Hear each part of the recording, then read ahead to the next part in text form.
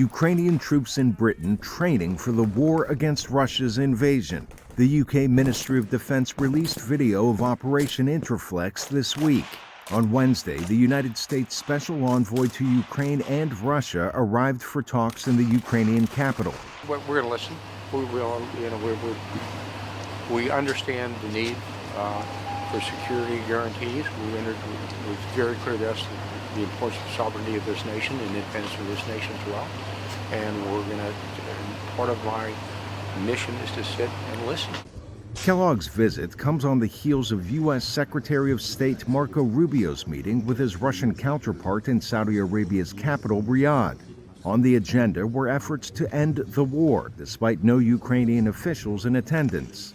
Russia launched its full-scale invasion of Ukraine nearly 3 years ago. But this week, President Donald Trump seemed to imply that Kyiv was to blame for the conflict while dismissing Ukraine's lack of representation in Riyadh. But today I heard, we weren't invited. Well, you've been there for 3 years. You should have ended it 3 years. You should have never started it. You could have made a deal. Ukrainian President Volodymyr Zelensky addressed Trump's comments in Kyiv. We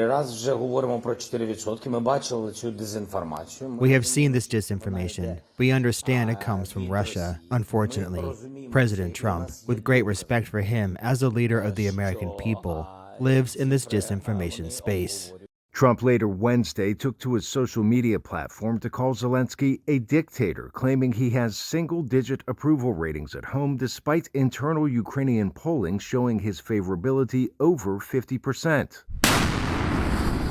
Zelensky says he'd like Trump's team to hear more truth about Ukraine as the soldiers combat advancing Russian forces. A NATO official recently predicted Moscow would increase the pace and intensity of its assaults amid talks to end the war. Arash, Arabasadi, VOA News.